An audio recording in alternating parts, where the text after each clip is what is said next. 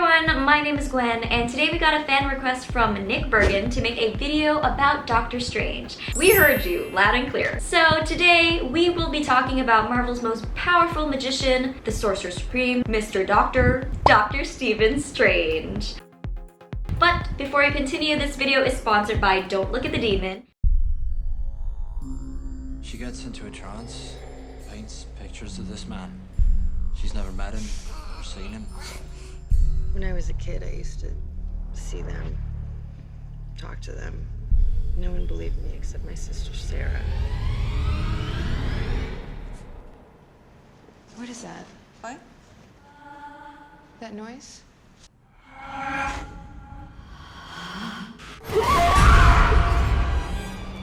There's no evil. There is only ignorance.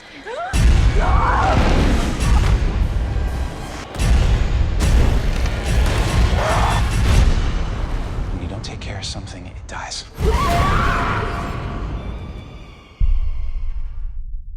And don't forget to give this video a thumbs up and comment down below if you like the content that we're doing or if you want to suggest any more other videos that we should talk about. So without further ado, things are about to get a little bit strange. Dr. Stephen Strange, aka Doctor Strange, was the Sorcerer Supreme and Master of Mystic Arts. Wong pretty much took over the role when Thanos blipped half the population out of existence for 5 years. Stephen was born in Philadelphia but raised in New York City and had a sister, which we came to know about in Multiverse of Madness, who unfortunately drowned while falling into a frozen lake. And this was an incident that led Stephen to becoming a doctor so he can save lives. Stephen is a brilliant neurosurgeon and can perform some of the most complicated procedures that no one else can. And I suppose all this greatness got into his head because he is also incredibly egotistical, greedy, and self-centered. He was also in a relationship with Christine Palmer, a colleague from work, but unfortunately that didn't work out due to Strange's arrogance and his desire to focus on work. The watch Christine gives him even says, "Time will tell how much I love you," which is the sweetest thing ever. And though their love is lost, the watch still remains as a compass to guide Stephen in his journeys. On the night of his accident, Stephen was on his way to give a talk. He was driving like really fast and had like little regard for his life. And suddenly his colleague Billy calls with 3 potential surgery/procedures. As Strange took his eyes off the road to view this patient's record, he collides with another car, sending his car flying off the cliff and into a river down below.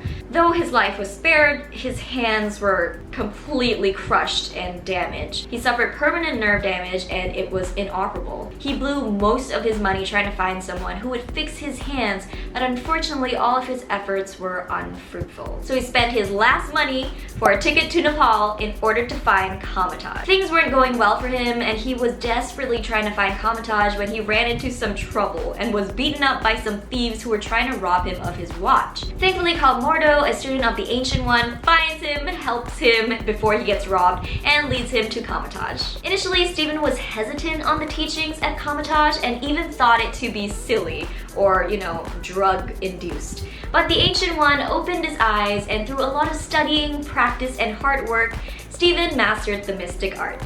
Stephen gave up on being a doctor again and realized there are more important things than money. He chose to defend the world and became the Sorcerer Supreme, the primary protector of Earth against magical and mystical threats, after defeating Dormammu with the help of the Eye of Agamotto. Now let's talk a little bit about Stephen's powers and abilities as Doctor Strange.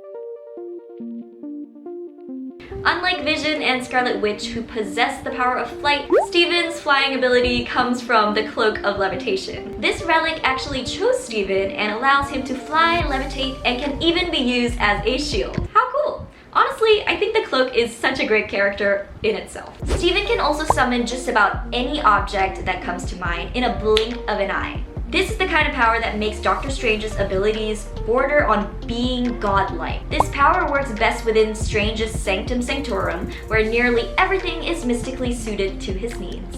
Strange can also teleport across incredibly vast distances, and unlike America Chavez's teleportation powers, which we saw in Multiverse of Madness, Doctor Strange actually uses a sling ring and some hand motions to create a portal. This ability was heavily featured in, Avengers Endgame and Avengers Infinity War. That portal scene in Endgame, like, I'm pretty sure everybody knows what I'm talking about because it was one of the most iconic scenes in the MCU. Doctor Strange can also summon mystical energy to attack and protect himself and others. We often see him using this ability as well as other masters of the mystic arts. For example, they used the shield to protect their allies from Thanos' rainfire in Endgame, and created a jigsaw to cut off a bus in Doctor Strange in Multiverse of Madness.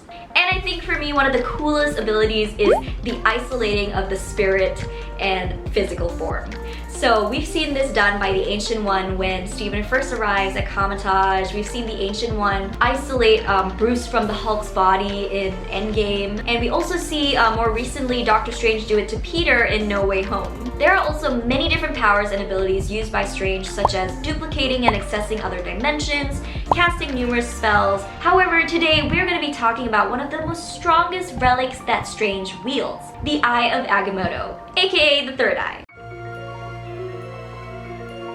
We're going to be making some comparison between Doctor Strange's Third Eye and Third Eye in many different beliefs on Earth and mythology. In other beliefs, Third Eye, also known as the Mind's Eye or the Inner Eye, is a mystical, invisible eye usually depicted as located on the forehead, which provides perception beyond ordinary sight. In spirituality, the Third Eye symbolizes enlightenment, the ability to observe chakras and auras, precognition, and out-of-body experiences. In Hinduism and Buddhism, it is said that the third eye is located in the middle of the forehead, just like in Doctor Strange. It also represents enlightenment through meditation and is also known as the eye of consciousness, meaning the vantage point from which enlightenment beyond one's physical sight is achieved. However, Taoism teaches that the third eye or the mind's eye is situated between two physical eyes and expands to the forehead when open. Taoism asserts that the third eye is one of the main energy centers of the body, located at the sixth chakra, forming part of the main meridian, the line separating the left and right hemispheres of the body. In Hinduism, Lord Shiva is one of the gods that possess the third eye. Lord Shiva is one of the towering deities of the Hindu Trinity and is referred to as the most powerful. The third eye on Lord Shiva's forehead can detect evil even when it is not immediately apparent, and the fire that emanates from it can annihilate evil. The eye is seen to be the source of his untamed energy. In Chinese mythology, Erlang Shen is a god with the third eye in the middle of his forehead. Erlang Shen may be a deified version of semi-mythical folk heroes who helped regulate China's torrential flood. A later Buddhist source identifies him as the second son of Northern Heavenly King Vaishravana. His third eye has a name of the Eye of Heaven and has the ability to differentiate truth and lies, good and evil, and observe one's true personality. It was also used to scan and detect any nearby incoming enemies, and it can also be used as an offensive weapon. Spoiler alert! If you haven't watched Doctor Strange in the Multiverse of Madness, 1. What are you doing? And 2. Get off this video and come back after you've watched it. Now with that spoiler warning out of the way, let's get into it. In the movie, we're introduced to the third eye through Sinister Strange, a Steven from a different universe. In his universe, reality is falling apart due to an incursion. An incursion happens when beings from other realities leave a large impact on another universe and forces both universes to collide, and either one universe will survive or they will both fall. When Sinister Strange met Doctor Strange, he mentioned that he used the Darkhold to find a reality where he could be with Christine. But when he found out that he could not have what he wanted, he began killing his variants. So after that incredibly orchestrated battle with, music notes flying everywhere, Sinister Strange is thrown out the window of his Sanctum Sanctorum and falls on a fence and is impaled. And just when you thought he was dead, bing, his third eye opens and the entire cinema screams. The use of horror in this movie is so good. It was very, very entertaining to watch. We didn't just see it happen with, Sinister Strange. We also saw it with 616 Strange in the post-credit scenes. So the first post-credit scene we see is when, Strange is walking out of his Sanctum Sanctorum and suddenly a third eye appears on his forehead and he screams in horror. And then in the second post-credit scene, we see him fully adapted to having it on his head and just chilling with it. But I wonder what, this third eye is gonna bring. in the next installment, so I'm excited to see. So what is this third eye and where did it come from? I understand a zit popping up on your forehead, but definitely not a third eye. That would be bizarre. So some are saying that it is because of Stephen's use of the Darkhold. When he met the Illuminati, they did explain that using the Darkhold comes at a price. So was this third eye the price Stephen paid for using the Darkhold to dreamwalk? I argue against that because obviously Wanda doesn't have third eye and neither does Agatha, so can't be just exclusive to Doctor Strange, right? So then what? Well, that's where the Eye of Agamotto comes into play.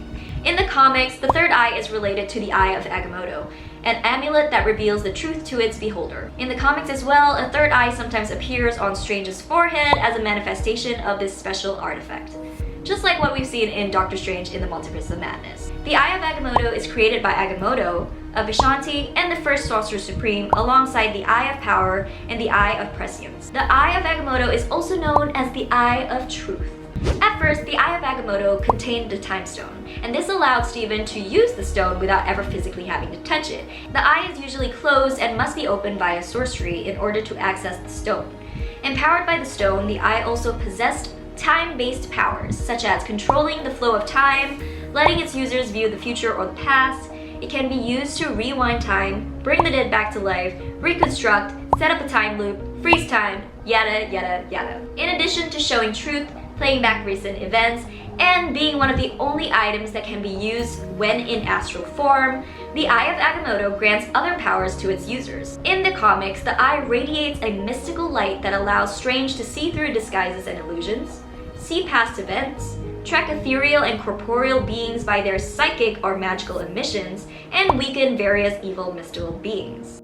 And these are some of the differences between Doctor Strange's third eye and third eyes from other beliefs.